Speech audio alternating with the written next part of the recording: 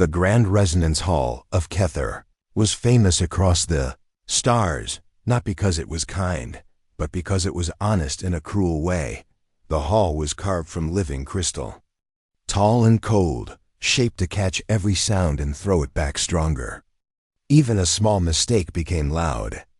Even a weak note became shame. Many musicians had walked into this hall with pride and walked out broken. That night, the seats were full. Alien nobles, scholars, and artists filled the air with soft clicking laughter and sharp whispers. They had gathered for entertainment. For proof. Proof that humans were exactly what the galaxy believed them to be. Too emotional. Too loud. Too simple. At the center of the stage floated the Xenotone. It was not a normal instrument. Rings of light hovered in the air, slowly spinning. Thin strings of energy stretched between them, glowing faintly as if alive. The Xenotone did not just make sound. It read the one who touched it. Thoughts, memories, feelings. Most species trained for decades before daring to play it. Then the human walked in. His name was Eli. He looked small in the vast hall. His boots were worn. His jacket was old. His dark hair was messy, and his face showed lines that came from long years, not age. His eyes were calm, but tired. The laughter grew louder. "Is that all?" One alien whispered. "They sent us this?" Another replied. An elder of Kether raised a long finger and smiled thinly. "Human," the elder said, voice echoing. "You claim your species understands music. Then play." The tone was not an invitation. It was a challenge meant to humiliate. Eli stopped a few steps from the Xenotone. He looked at it for a long moment. He did not rush. He did not bow. He simply breathed. Inside his chest, memories stirred. Earth. Dusty roads. A quiet house. A small radio playing late at night while the world slept. He remembered why he came here. Humans had been mocked for years. Called crude. Called emotional animals pretending to be artists. This performance was never meant to honor him. It was meant to laugh at humanity. Eli knew that. Still, he stepped forward. "Be careful," an alien musician muttered. "The Xenotone breaks liars." Eli placed his hand near the first glowing ring. Nothing happened. The laughter returned, sharper now. "See?" someone said. "It rejects him." Eli's fingers trembled slightly. Not from fear. From weight. From the pressure of many eyes and many judgments. He pulled his hand back. Then he did something no one expected. He closed his eyes. He did not think about impressing them. He did not think about winning. He thought about home. He thought about the long nights when Earth felt too quiet. About people who smiled in the day and cried alone at night. About hands that worked until they bled, and hearts that kept hoping even after disappointment. He placed his hand back on the Xenotone. This time, the instrument responded. A soft note filled the hall. It was not bright. It was not proud. It sounded tired. The laughter died instantly. The sound was low and gentle, like wind passing through empty streets. The crystal walls trembled, not violently, but carefully, as if listening. Eli played another note. The Xenotone glowed warmer. Images shimmered faintly in the air, an empty road under rain. A single light in a dark room, a human sitting alone, holding something precious and broken. No one spoke. An elder leaned forward, eyes wide. "That emotion," the elder whispered. "What is it?" Another answered slowly, voice unsteady. "Loneliness." Eli continued. His hands moved with quiet purpose. Not trained in alien techniques, but guided by something older. Something human. The Xenotone was no longer testing him. It was listening. And for the first time in the Grand Resonance Hall of Kether, no one laughed. The hall remained silent, but the tension was heavy. Eyes of every alien present were fixed on Eli, as if they expected the moment to explode into disaster. Some even held their breath. waiting for a mistake that might shatter the Xenotone or the human. Ali's hands hovered over the floating rings again. The soft hum that had escaped before had surprised everyone, but he knew the instrument was still dangerous. The Xenotone did not forgive ignorance or arrogance. It sensed truth, and it punished lies. Many beings had tried to trick it with speed or precision, only to have their minds exposed and their music crumble. But Eli did not think like that. He had no arrogance, no desire to impress. He only had memory, patience, and the stories of a species that had survived despite countless hardships. He touched the strings lightly. Each note he drew was slow, careful, deliberate. The Xenotone pulsed under his fingers. It was almost alive, almost breathing. The aliens could feel it. The notes were strange to their ears, not the patterns they expected. There were no dramatic highs or artificial harmonies. Just truth and raw emotion spilling into sound. The hall seemed to change. The air itself became warmer, heavier with feelings. Images appeared in soft lights above the Xenotone humans walking through rain-soaked streets, sharing meals in quiet kitchens, comforting each other in sorrow. Not heroes, not warriors, just ordinary people surviving small tragedies with quiet courage. Some aliens shifted uncomfortably. The Xenotone was showing not skill or technique, but life. It was reflecting something entirely new, something they did not understand. One alien whispered to another, voice trembling, "It is not music. It is a story." The elder who had mocked Eli leaned forward, narrowing his eyes. "Do not let this fool you," he hissed. "It is an accident. A fluke." But the accidental notes continued, stronger now. The Xenotone began to resonate with memory, drawing from the human's own life as well as the collective human history he carried. The notes spoke of early mornings when families woke before sunrise, of workers returning home with tired hands, of people helping strangers when no one was watching. The Xenotone sang the humanity they had never expected to find in a species so young in space. Eli's eyes were closed, but his face held a calm focus. He was not thinking of the crowd, nor of himself. He played each note with respect, not for applause, but because it mattered. He let the instrument hear the depth of his kind, the weight of survival, and the small moments of kindness that kept them alive. A guard near the stage whispered, unable to hide the awe in his voice, I feel it in my chest. This should not happen." It was true. None of the Cathari, not even the elders, had expected a human to master the Xenotone. They had underestimated him because of his simple appearance, his quiet demeanor. They had laughed because they assumed a human's heart could not match the subtlety of their own. But the truth could not be faked, and it was impossible to ignore Dot as Eli played. The Xenotone's glow shifted from faint blue to soft amber. The images above became sharper. He showed them moments of loss, moments of hope, moments of courage in the face of despair. Each note carried weight, but there was no sadness that felt cruel, only honesty. Only reality. Some aliens who had never cried felt something stir inside them. Their chests tightened.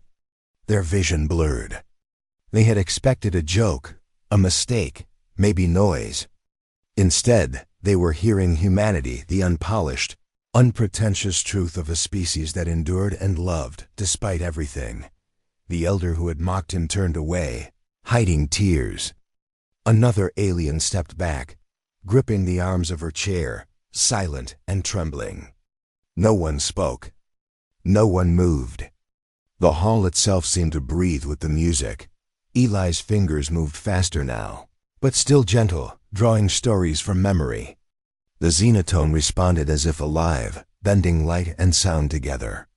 This was not the mastery of a trained musician. This was life itself, flowing through human hands into an alien instrument. Dot, and for the first time in the Grand Resonance Hall, there was no laughter at all. Not a single chuckle. Only silence, heavy and filled with awe. Eli did not stop. He did not smile. He simply played, letting the instrument tell what words could not. The impossible had begun to happen. The hall remained still, yet the energy in the air was electric, like a storm holding back thunder. Every alien present watched Eli with a mixture of fear and curiosity. None had ever seen the Xenotone respond to a human this way. The instrument pulsed gently under his hands, almost as if it were alive, breathing in his memories and exhaling them as sound. Eli closed his eyes, letting the music flow through him. Each note was not perfect or fancy. It was human, simple, honest. It carried the weight of life itself. The Xenotone responded with a deep hum that resonated in the chest of every listener. The sound was soft, almost fragile at first, like a whisper of wind through an abandoned city. But as Eli continued, it grew, layered with stories of survival, loss, and quiet resilience. Images shimmered above the stage, projected by the Xenotone. First came a small village on Earth, houses glowing softly under the moonlight. A child cried for a lost toy. A mother held her close, whispering promises that everything would be okay. Then a factory where humans labored through long nights, exhausted, but helping one another. Then war zones where strangers shared food, risking their own lives for others. Each image told a story of care, of endurance, of humanity's ability to hope even in despair. The aliens shifted uncomfortably in their seats. They had expected chaos, noise, maybe even embarrassment. Instead, they were seeing life. Real, raw, imperfect life. The Xenotone was translating Eli's memories and the essence of humanity into sound and light. It was music unlike any they had ever heard, not structured, not predictable, but honest, emotional, and deeply moving. A young Cathari scholar whispered to her neighbor, voice trembling, This is not music as we know it. It is truth." Eli's fingers glided over the strings. Each motion carried intention, care, and memory. He did not play for applause. He did not play to show skill. He played because it was the only way he could tell his story. The story of a species that survived countless hardships, yet refused to lose compassion. He played the quiet courage of humans, the small acts of kindness and bravery, that did not make history books, but shaped the world anyway. Some aliens could not hide their emotions. A few gasped quietly as tears welled up in their eyes. None had cried in public before. Their society prided itself on control and composure. But the Xenotone song penetrated every shield. It revealed the depth of feeling, the weight of memory, and the resilience of the human spirit. Eli's music grew stronger, not louder, but fuller. The Xenotone responded, bending the light and energy in the room. The images above began to move faster, showing generations of humans' children learning, parents teaching, strangers helping each other without expectation. It told of grief, yes, but also of hope. Each note carried a story. A neighbor who shared water during a drought. A man who carried a fallen stranger to safety. A woman who forgave when everyone else would have retaliated. The elder who had once mocked Eli now sat rigid, unable to turn away. He felt something in his chest, a strange warmth he did not understand. One by one, others began to lower their heads, overwhelmed by emotions they had never felt so strongly. Even the guards near the stage were still, unable to breathe properly, as if the music had wrapped around them like a living thing. Eli paused briefly, then continued, softer this time, like a lullaby. He played for those who had suffered silently, for those who had loved despite loss, for those who had endured when no one else noticed. The hall was no longer just a place of judgment. It had become a sanctuary, a space where truth and emotion spoke louder than ridicule or expectation. The Xenotone's glow shifted to a warm amber. The images above softened into gentle lights that reminded the aliens of sunsets on distant worlds, quiet moments of peace that they had never sought but instinctively understood. Every note was deliberate. every movement meaningful. The sound was human, but the emotion was universal. When Eli finally lifted his hands, the last note lingered in the air, vibrating softly, refusing to fade completely. The hall was silent, not in expectation, but in reverence. The aliens could not move. They could not speak. They could only feel, for the first time. The Grand Resonance Hall had heard not mockery, not spectacle, but a human heart laid bare. And that heart had changed everything. The silence in the hall was thick, almost suffocating. No one moved. No one dared speak. The aliens had expected a human to fail, to produce noise, to embarrass himself. But what they had witnessed was something entirely different. Something that stirred a strange, unfamiliar feeling inside them. Eli's hands hovered over the Xenotone, still trembling slightly from the intensity of the music he had just played. His heart was steady, though, anchored by the memories he poured into every note. He did not look at the audience. He did not seek their approval. He only listened to the instrument, to his own heart, and to the stories of his people. Yet not everyone in the hall accepted this display. A sharp voice cut through the quiet, slicing the air like a knife. "Stop him!" The counselor, an imposing alien with golden scales and piercing eyes, rose from his seat. His voice trembled with anger and disbelief. "This is not music. It is manipulation.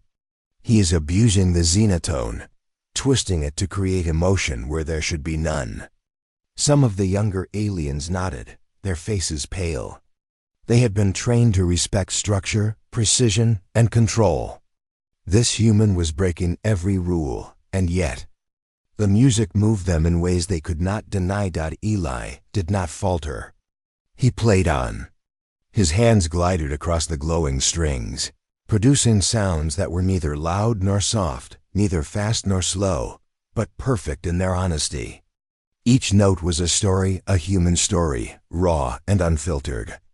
He played of quiet mornings, of hands helping each other in silence, of losses that left scars, but never hatred. He played of survival, of resilience, of the courage to care even when it seemed pointless.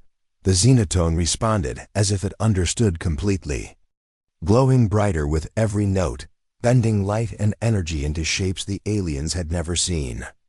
Images shimmered above the stage, children sharing a single loaf of bread, a stranger carrying another across a broken bridge, a mother comforting her child through the storm. The aliens could see the beauty, but also the pain, and it made their hearts ache.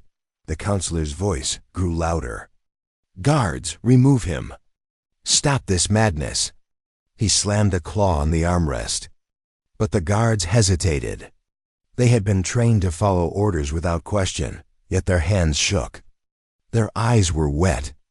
They could feel the Xenotone's resonance in their bones, in their minds, in their hearts.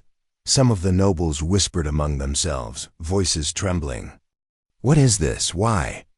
Why do I feel this?" One alien's hands covered her face, but the tears kept coming. It is impossible." Eli did not look at them. He did not need to. He continued, drawing sound from memory, from humanity itself. The Xenotone was no longer testing him. It had accepted him. It recognized truth, and humans carried it in abundance, not because they were perfect, but because they were alive. As he played, the images became clearer, more intimate. Small acts of bravery, quiet moments of love, the endurance of pain without bitterness. The Xenotone carried it all, translating human life into sound and light that could not be ignored. Even the counselor, the one who had ordered him stopped, felt a strange tightening in his chest. His pride, his authority, his belief that humans were weak and simple, all of it began to crumble. He had expected mockery. Instead, he faced honesty. He faced something stronger than power, stronger than arrogance, empathy. Eli's final notes in that set were soft, tender, almost like a sigh. He played not to impress, not to win, but to show the truth of his kind. The hall itself seemed to lean closer, holding its breath, hanging on the echoes of his music. When the last note faded, there was no applause. Not yet, only silence. A silence that was heavy with emotion, with realization, with something the aliens could not name. They had thought humans would fail, and yet here was proof that failure had never been the point. Humans endured. Humans cared. Humans felt deeply, even when the world laughed at them. And for the first time, many of the Cathari understood that strength did not always roar. It sometimes whispered. It sometimes healed, and it sometimes came from a small, quiet hand reaching out when no one else was watching. Eli stepped back from the Xenotone, hands trembling but calm. His work was not done, but he had won the first battle, not against the instrument, not even against the audience, but against doubt itself. And the hall would never be the same again. The grand resonance hall was quiet, yet every heartbeat inside it seemed louder than ever. Eli's music still lingered, vibrating in the air like a gentle wind, carrying the weight of humanity into the minds and hearts of every alien present. The Xenotone's glow softened into a warm amber, and the images it projected above the stage shimmered like memories alive. For the first time, many Cathari realized that strength was not only measured by power, speed, or intellect. There was another kind of strength, the kind that endured pain, that showed kindness when it was difficult, the kind that survived tragedy without losing the ability to care. Humans had it in abundance, and Eli had made them see it. Some of the aliens could not stop themselves. Tears ran down their faces, hot and unfamiliar. They had never wept before, not in public, not in front of peers. Yet Eli's music bypassed pride, bypassed tradition, bypassed fear.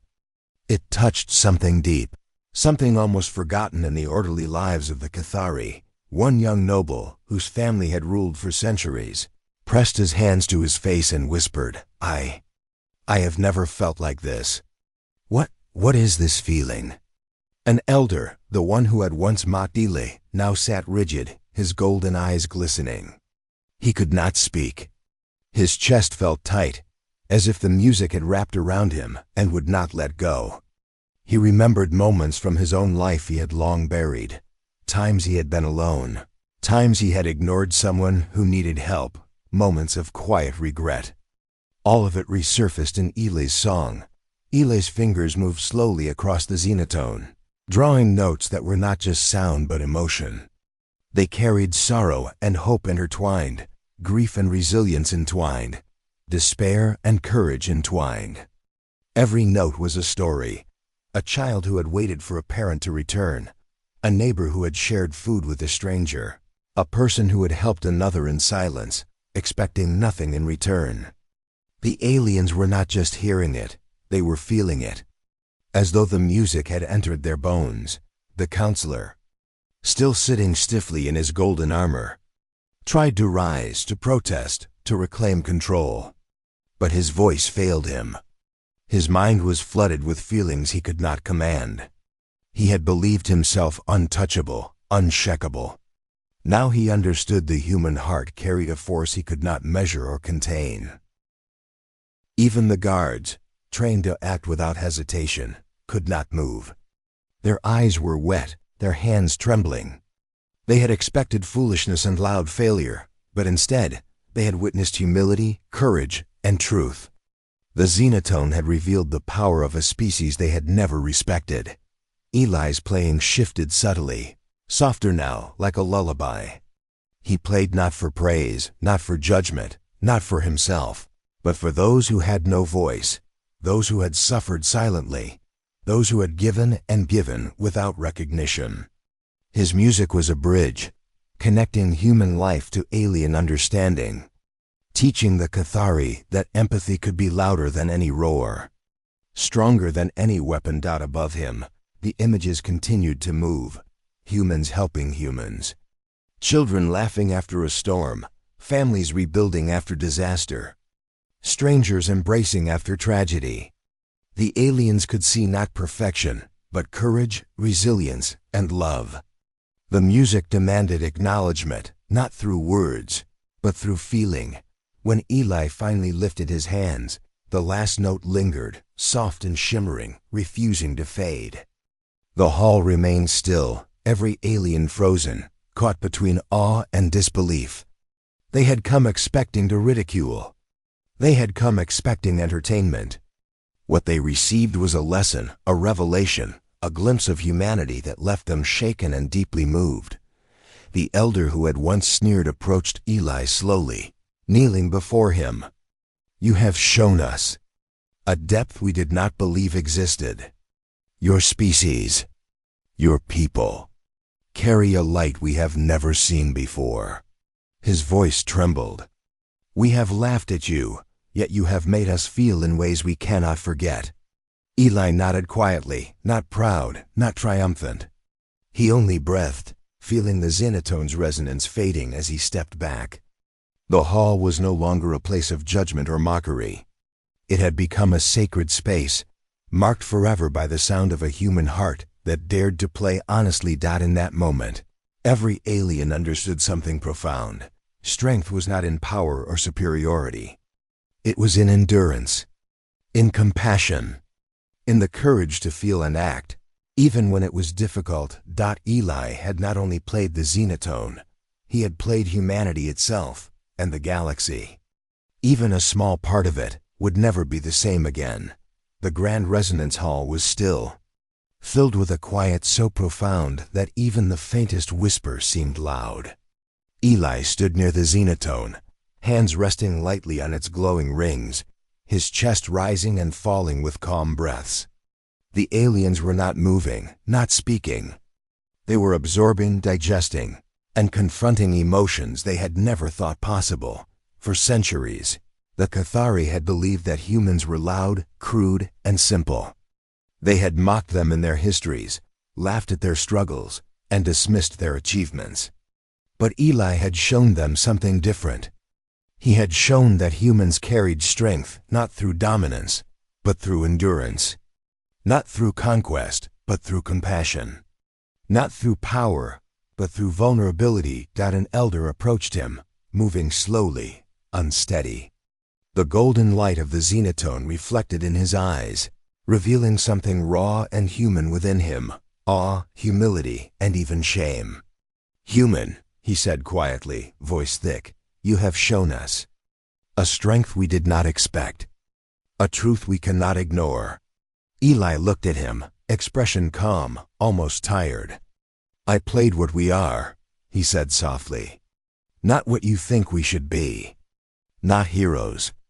Not gods. Just humans." The elder blinked, tears glimmering in the corners of his eyes. Your people, endure more than we can imagine. Yet you carry hope, care for each other, and continue to act with kindness when no one is watching. You have taught us humility, courage, and the weight of feeling." The other aliens began to move, slowly, as if stepping out of a dream. Some wiped their eyes. Some lowered their heads, ashamed of their earlier mockery. Others reached for one another, unsure why they needed comfort from a stranger, but needing it anyway. Eli's music had awakened something in them they had buried long ago: empathy. A young noble whispered, still trembling, "I never believed that a human could make me feel this way, that they could teach me to care." The counselor, who had once ordered Eli stopped, remained seated, silent. He looked at the Xenotone with a new understanding. The instrument no longer intimidated him. It no longer tested humans with skepticism. Instead, it seemed to honor them. And in that honor, he felt exposed, humbled, and strangely grateful. Eli stepped back, lifting his hands from the Xenotone. The final note lingered in the air, soft and warm, wrapping the hall in a blanket of quiet reflection. He did not need to speak. The room was alive with understanding. A silent conversation between species that had once considered each other too different to connect. "You have brought something we cannot teach," the elder said, voice cracking with emotion. "You have brought humanity to us. Not the cleverness, not the weapons, not the pride, but the courage to feel, to endure, and to love despite everything. That is the truest music of all. Eli nodded, looking around the hall. His eyes softened as he saw the faces of beings who had once laughed at him, now changed forever by the honesty he had shared. He realized that this was the power humans carried, not the power to dominate, but the power to reach across worlds and touch hearts. The Xenotone glowed one last time, almost as if bowing, honoring the human who had played it so truthfully. Then it dimmed, still humming faintly, leaving the hall bathed in a warm, golden light. Eli turned and walked toward the exit, his steps quiet but certain. He had not sought fame or recognition. He had not sought revenge or approval. He had simply shared what he knew, what his people knew, that life, with all its suffering, beauty, and fleeting moments, was worth enduring. That kindness and courage, even in the smallest acts, could leave a mark larger than any weapon or power dot, and as the aliens watched him leave, they knew something fundamental had changed. They had laughed at humans before, but that laughter had ended. Now they understood. Humans were not just survivors of their world, they were teachers of the heart. Bearers of a truth the galaxy could no longer ignore. For the first time, the Cathari saw humanity not as simple or weak, but as extraordinary. And Eli, the quiet human who had dared to play honestly, had made them feel it. Eli walked out of the grand resonance hall, his steps soft on the polished crystal floor. The echoes of the Xenotone lingered behind him, carrying the stories of humanity into every corner of the vast building. The aliens were still inside, silent, changed, and unsure of how to speak. They had expected spectacle. They had expected mockery. Instead, they had received truth, and it had settled in their hearts like a quiet fire. The elder who had once mocked him now stood at the front of the hall, hands folded, head bowed. He did not speak. Words could not contain what he felt. He could only stare at the empty stage, imagining the soft amber light, the floating images of human life, and the gentle but unwavering music that had shaken him to his core. Every Cathari in the room felt the same awe, humility, and something deeper that had no name yet. Eli stepped outside, taking a deep breath of the alien night air. Stars stretched across the sky, bright and cold, but to him they felt welcoming. The air smelled faintly of minerals and frost, but it was alive with energy, and he felt connected to it, to the Xenotone, and to the hearts of the aliens who had just witnessed what humans could bring to the universe. He thought of Earth, of home. He thought of quiet mornings, of the laughter of children, of small acts of kindness that no one celebrated. That was what he had shared. That was what had transformed the Grand Resonance Hall. Humans were not perfect, but they endured. They cared. They loved, even when it was hard, even when it seemed pointless. That was their music. That was their power. Back inside, the Xenotone glowed faintly, as if reflecting on what had just happened. It no longer responded to arrogance, to pride, or to fear. It waited now for honesty, for courage, for hearts that dared to feel. And somewhere in the galaxy, every note Eli had played remained, vibrating in the memory of the instrument and in the minds of the aliens who had felt it.